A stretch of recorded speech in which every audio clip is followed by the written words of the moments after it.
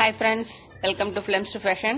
So இன்னைக்கு கவிஸ் குக்கிங்ல நான் பார்க்க போறது இறால் குழம்பு தான். ஸோ ஒரு 1.5 கிலோ இறால் வாங்கினேன்.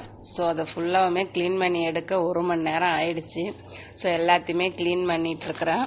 ஸோ க்ளீன் பண்ணி எடுத்துட்டு கொஞ்சோண்டு மஞ்சத்தூள், கொஞ்சோண்டு எலுமிச்சம்பழம் புழிஞ்சி சுத்தமாக க்ளீன் பண்ணி இறா எடுத்துக்கலாம். ஸோ எலுமிச்சம்பழம் மஞ்சத்தூள் எதுக்கும் போடுறோம் அப்படின்னாக்கா இறால் சமைச்சதுக்கு அப்புறம் வரக்கூடிய அந்த கவிச்ச வாடை இருக்காது.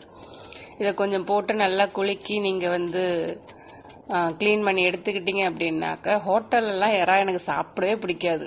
ஏன்னா அதில் அப்படியே சாப்பிட்டோம்னா அந்த பச்சை வாடை கவிச்ச வாடை அப்படியே இருக்கும். ஸோ அதை நம்ம வீட்டில் சமைக்கும் போது இருக்கக்கூடாது அப்படின்னாக்கா நீங்கள் இந்த மெத்தடை ட்ரை பண்ணலாம்.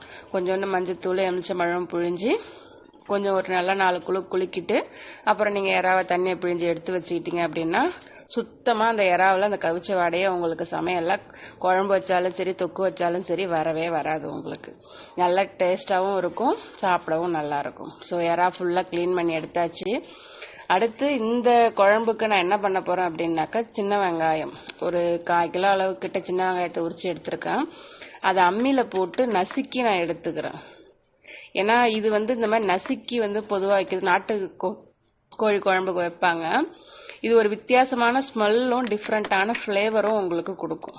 டேஸ்ட்டுமே நல்லா இருக்கும். உங்களுக்கு சின்ன வெங்காயத்தை அரியாம தோலை மட்டும் உரிச்சிட்டு நச்சு எடுத்துக்கிட்டீங்க அப்படின்னாக்கா சமையலுக்கு அது ஒரு டிஃப்ரெண்டான ஸ்மெல்லை கொடுக்கும், ரொம்பவும் நல்லாவும் இருக்கும் உங்களுக்கு. ஸோ நான் ஒரு மாதிரி குழம்பு மாதிரியும் இல்லாமல் கிரேவி மாதிரியும் இல்லாமல் கொஞ்சம் திக்காக வைக்க போகிறேன் நான். ஸோ அதனால தான் இது நான் இந்த மாதிரி நான் தட்டி நான் எடுத்துக்கிட்டேன். ஸோ இது ஒரு டிஃப்ரெண்ட்டான டேஸ்ட்டை உங்களுக்கு கொடுக்கும்.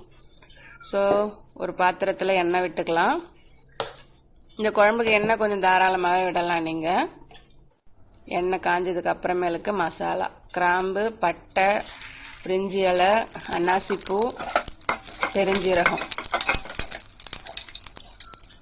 அடுத்து நம்ம தட்டி வச்சிருக்கக்கூடிய வெங்காயம் இதை போட்டு நல்லா வதக்கி போனாம வெங்காயம் நல்லா வதங்கட்டும். ஏன்னா நம்ம வெங்காயத்தை அரியல நசுக்கி தான் போட்டிருக்கோம். ஸோ அதுலேருந்து சாறு இறங்கி இருக்கும். அதனால அதை கொஞ்சம் நல்லா வதக்குங்க. அது கூடவே ஒரு பச்சை மிளகாயை உடச்சி போட்டிருக்கிறேன், ஒரு கொத்து கருவேப்பிலை உருவி போட்டு அதையும் நல்லா வதக்குங்க. கொஞ்சம் வெங்காயம் நல்லா முருகலாக வதங்கட்டும், நல்லா பொன்னிறமாக வதங்கட்டும். வதங்கினதுக்கு அப்புறமேலுக்கு அதில் நம்ம அரைச்சி வச்சிருக்க இஞ்சி பூண்டு பேஸ்ட்டையும் சேர்த்துடலாம். கரண்ட் போயிடுச்சு. ஸோ உடனே பேக்கப் எடுத்தாச்சு.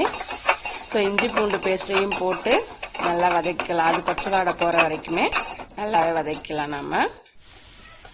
அப்புறம் தக்காளியும் போட்டு வதக்குங்க. இந்த ஸ்டேஜ் கொஞ்சம் உங்களுக்கு அடிப்பிடிக்கும். வெங்காயமும் இஞ்சி பூண்டும் போட்டதுக்கு அப்புறமேல கொஞ்சம் அடிப்பிடிக்கும். அப்புறம் தக்காளியை போடும்போது தக்காளி தண்ணி வெடுத்துக்கு கொஞ்சம் இலகுற மாதிரி ஆயிடும்.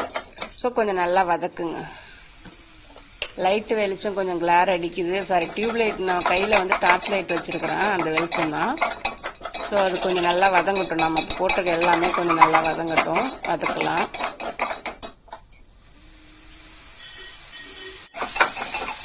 பாருங்க நல்லா வதங்கி ஒன்னோட ஒன்று பிரியாத அளவுக்கு கொஞ்சம் கெட்டியான ஒரு மாதிரி திக்காக வந்துருச்சு பாருங்க.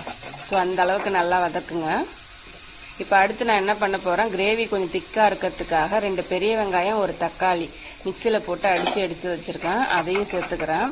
சில பேர் கிரேவிக்காக என்ன சேர்ப்பாங்க அப்படின்னாக்கா தயிர் சேர்ப்பாங்க. ஸோ நான் தக்காளி 2 தக்காளி சேர்த்ததுனால புளிப்பு கரெக்டாக இருக்கும். அதனால் நான் தயிர் சேர்க்கலை. அதுக்கு பதில் நான் கிரேவி மட்டும் இந்த தக்காளியும் வெங்காயமும் அரைச்ச பேஸ்ட்டு சேர்த்துக்கிறேன் நான். கரண்ட் வந்துருச்சு. ஸோ இதான் நமக்கு கிரவுண்ட் பேஸ்ட்டு. ஸோ இது நல்லா தண்ணி வத்துற அளவுக்கு நல்லா வதக்கிட்டீங்க அப்படின்னாக்கா அடுத்து நம்ம உருளைக்கிழங்கும் முருங்கைக்காயும் போட்டுடலாம். ஸோ எங்கள் பக்கத்தெல்லாம் எண்ணெய் செய்யும்போது அதில் காய்கறி கலந்தே போடுறாங்க. நான் எங்கள் அம்மா அந்த மாதிரி போட்டது கிடையாது. எப்பயாச்சும் ஒரு தடவை போடுவாங்க. பட் ஆனால் இங்கே நான் மேரேஜ் பண்ண வந்த இடத்துல எந்த NBயும் சமைச்சாலுமே அதில் காய்கறி போட்டு சமைச்சாங்க. ஸோ அடுத்து 3 ஸ்பூன் கரம் மசாலா, அதனால் நானும் அப்புறம் 2 ஸ்பூன் குழம்பு மிளகாத்தூள். ஸோ எங்கள் வீட்டில் எல்லாருமே இதே மாதிரி காய்கறி போட்டு எண்ணெய் சமைக்கிறதுனால நானும் அப்படியே சமைக்க கற்றுக்கிட்டேன். ஸோ காய்கறி போட்டதுக்கு அப்புறமேலுக்கு 3 ஸ்பூன் கரம் மசாலா, 2 ஸ்பூன் குழம்பு மிளகாத்தூள், ஒரு சொம்பு அளவுக்கு தண்ணி. நான் தண்ணி அதிகமாக வைக்கல, ஏன் அப்படின்னாக்க நம்ம எறா போட்டதும் தண்ணி வந்து நமக்கு நிறைய எறா தண்ணி விடும். ஸோ கடைசியாக உப்பு போட்டுக்கோங்க. இது கொஞ்சம் கொதிச்சு காய் ரெண்டும் வேகட்டும். என்னென்ன காய் அப்படின்னாக்க உருளைக்கிழங்கும் முருங்கைக்காயும் கொஞ்சம் நல்லா வேகட்டும். அரை வேக்காடாக இருந்தாலே போதும். அந்த அளவுக்கு வேகட்டும். எல்லாம் போட்டாச்சு, போட்டு கலந்து வச்சாச்சு. ஒரு 10 நிமிஷம் கழிச்சு நான் பார்த்தேன் வெந்துருச்சா என்னன்னு சொல்லிட்டு. இன்னும் எதுவுமே எந்த காயுமே வேகலை. முருங்கைக்காயும் அப்படியே கிடக்குது, உருளைக்கிழங்கும் அப்படியே கிடந்துச்சு. ஸோ வேகட்டும்.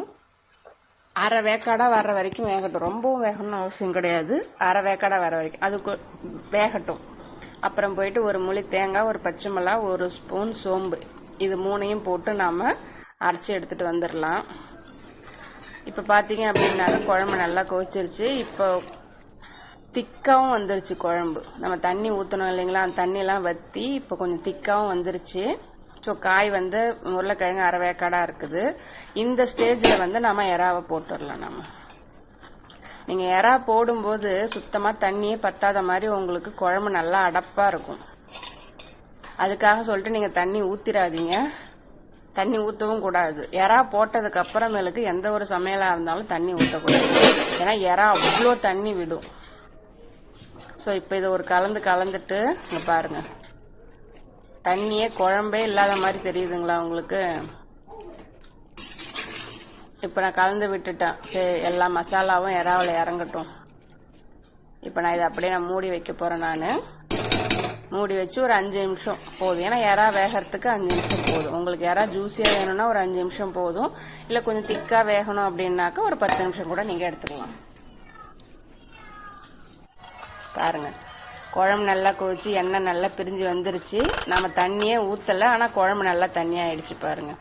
இந்த ஸ்டேஜில் நீங்கள் நம்ம அரைச்சி வச்சிருக்க தேங்காய் பேஸ்ட் அப்படியே சேர்க்காம தேங்காய் பாலை வடிகட்டி சேருங்க. குழம்பு என்ன ருசியாக இருக்கும்.